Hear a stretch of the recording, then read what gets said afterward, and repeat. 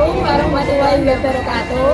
Kami dari kelas P3 MBR kelompok 4 mata kuliah Ekonomi Mikro Islam akan menjelaskan materi tentang teori perilaku konsumen. Teori konsumsi konvensional. Kegiatan konsumsi adalah aktivitas menggunakan atau memanfaatkan barang atau jasa yang dihasilkan oleh produsen. Dalam konteks ilmu konvensional, pada dasarnya mempelajari usaha manusia, baik sebagai individu maupun masyarakat. Dalam perspektif ekonomi konvensional, konsumen dianggap selalu berusaha untuk mendapatkan kepuasan atau utility hanya melalui konsumsi. Secara teknologis, utility berarti bermanfaat, membantu, atau memberikan keuntungan. Teori konsumsi juga sering diartikan sebagai total pengeluaran oleh rumah tangga, masyarakat, atau pemerintah untuk mencapai kepuasan. Meskipun begitu, masyarakat tetap memperhatikan jumlah uang yang perlu dikeluarkan untuk memperoleh barang tersebut. Selain itu, baik konsumsi maupun tabungan dipengaruhi oleh fungsi pendapatan, karena terdapat hubungan positif antara konsumsi dan pendapatan. Ketika pendapatan seseorang meningkat, konsumsi pun akan meningkat. Ketika pendapatan menurun, konsumsi pun akan menurun. Ini dikenal sebagai propensi untuk konsum atau kecenderungan untuk konsumsi. Selanjutnya ada analisis perilaku konsumen dalam teori ekonomi konvensional, terdiri dari 5 prinsip. Yang pertama, kelangkaan dan pendapatan yang terbatas.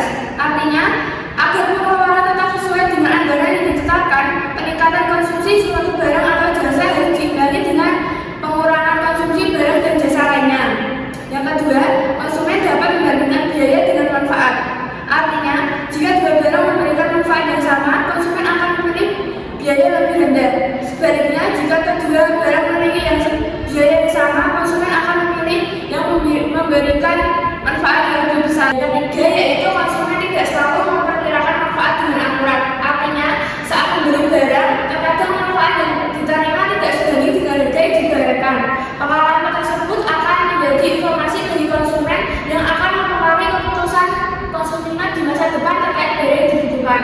Yang keempat, setiap barang digantikan dengan barang lain, sehingga konsumen dapat mencapai kepuasan dengan berbagai cara. Yang kelima, konsumen terikat pada hukum penurunan kepuasan tambahan atau the law of diminishing marginal utility. Artinya, semakin banyak jumlah barang yang dikonsumsi, semakin kecil tambahan kepuasan yang diperoleh. Aksioma tambahan dalam teori ekonomi Islam terkait model perilaku manusia dan rasionalitas. 1. Tauhid, keyakinan pada kesatuan Tuhan. Aksioma dasar dalam ekonomi Islam adalah keimanan kepada Allah sebagai satu-satunya pencipta dan mengatur alam semesta. Tauhid menciptakan kesadaran bahwa semua aktivitas ekonomi harus sesuai dengan kehendak Allah dan manusia tanggung jawab kepadanya. Ini bentuk kerangka nilai yang mendasari perilaku ekonomi.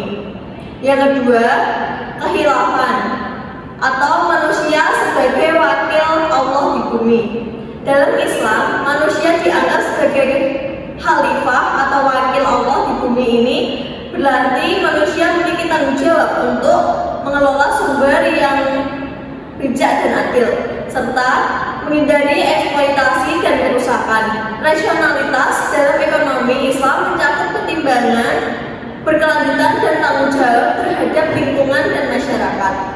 Yang ketiga, ada insan atau berbuat kebaikan. Konsep insan menekankan perilaku yang penuh kebaikan dan kepedulian dalam segala aspek kehidupan, termasuk dalam kegiatan ekonomi. Rasional dalam Islam tidak hanya tentang maksimasi keuntungan pribadi, tetapi juga mencakup tindakan yang membawa manfaat bagi orang lain, termasuk amal dan sedekah.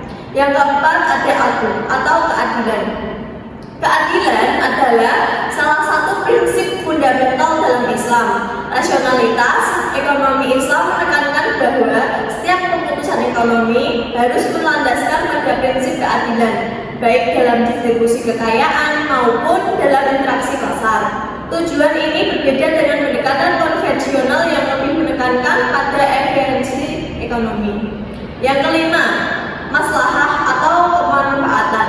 Maslahah adalah prinsip yang menekankan pada pencapaian kesejahteraan dalam kemanfaatan bagi umat manusia. Rasionalitas dalam ekonomi Islam mengarahkan perilaku individu dan masyarakat untuk mencapai kemaslahatan umum ataupun bukan sekedar kepentingan pribadi. Yang keenam, ada larangan riba dan spekulasi berlebihan. Ekonomi Islam melarang bunga atau spekulasi yang berlebihan. Dalam kerangka rasionalitas, manusia diarahkan untuk bertransaksi dengan adil dan transparan, serta menghindari praktik yang merugikan pihak lain dalam konsumen. Setiap perilaku ekonomi bertujuan untuk mendapatkan maslahah untuk mewujudkan kesejahteraan falah, maka kegiatan ekonomi harus diarahkan untuk mencukupi kebutuhan guna menghasilkan maslahah.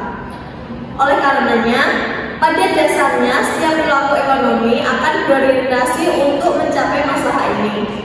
Berkaitan dengan perilaku mencari maslahah ini, yang pertama, maslahah yang lebih besar lebih disukai daripada yang lebih sedikit. Maslahah lebih tinggi jumlah atau tingkatannya lebih disukai daripada maslahah yang lebih rendah jumlah atau tingkatannya, atau monotoniti maslahah yang lebih besar akan memberikan kebahagiaan yang lebih tinggi karena lebih disukai daripada maslahah yang lebih kecil. Lanjut yang kedua, maslahah diupayakan terus meningkatkan sepanjang waktu. Konsep ini disebut dengan quality continuity, yaitu situasi maslahah yang menunjukkan pola non-decreasing, karena jika seorang menderita sakit, maka ia akan berusaha mengobati sakitnya tersebut. Sebab sakit tidaklah menyenangkan dan dapat menurunkan maslahah hidupnya. Selanjutnya, dia bersedia mengeluarkan sejumlah pengobatan tertentu, misal olahraga, vaksinasi, dan lainnya agar tidak jatuh sakit lagi dan lebih sehat di masa depan agar masalah hidupnya semakin meningkat atau setidaknya tetap. Konsumsi dalam perspektif Islam memiliki karakteristik dan prinsip yang berbeda dibandingkan dengan pandangan ekonomi konvensional. Jadi dalam Islam, konsumsi tidak hanya dilihat sebagai tindakan memenuhi kebutuhan material, tapi juga sebagai sarana untuk mencapai tujuan spiritual dan moral. Prinsip dasar konsumsi dalam Islam yaitu yang pertama ada keadilan dan moralitas. Prinsip keadilan sangat diterapkan dalam konsumsi Islam. Konsumsi harus dilakukan dengan cara yang adil, tidak merugikan orang lain, dan memperhatikan kesejahteraan sosial. Hal ini termasuk menghindari praktik riba atau bunga, penipuan, dan eksploitasi dalam transaksi ekonomi. Yang kedua ada kesederhanaan. Islam mendorong umatnya untuk hidup sederhana dan tidak berlebihan dalam konsumsi. Konsep ini bertujuan untuk menghindari gaya hidup hedonis yang dapat menyebabkan pemborosan dan ketidakpuasan. Konsumsi harus diarahkan pada pemenuhan kebutuhan dasar atau daruriyat sebelum memenuhi kebutuhan sekunder atau hajiat dan tersier tahsiliyah. Yang ketiga ada niat dan tujuan. Dalam Islam, niat sangat penting dalam setiap tindakan, termasuk konsumsi yang dilakukan dengan niat untuk mendapat ridha Allah atau untuk meningkatkan kemampuan beribadah dianggap sebagai ibadah itu sendiri. Misalnya makan untuk mendapatkan energi agar dapat beribadah dengan baik merupakan contoh penerapan niat dalam konsumsi. Selanjutnya pengaruh religiositas terhadap pelaku konsumsi. Religiositas atau pemahaman agama memengaruhi perilaku konsumsi individu. Penelitian menunjukkan bahwa individu dengan tingkat religiositas yang tinggi cenderung memiliki perilaku konsumsi yang lebih baik, yaitu membeli hanya apa yang dibutuhkan dan menghindari barang-barang mewah yang tidak perlu.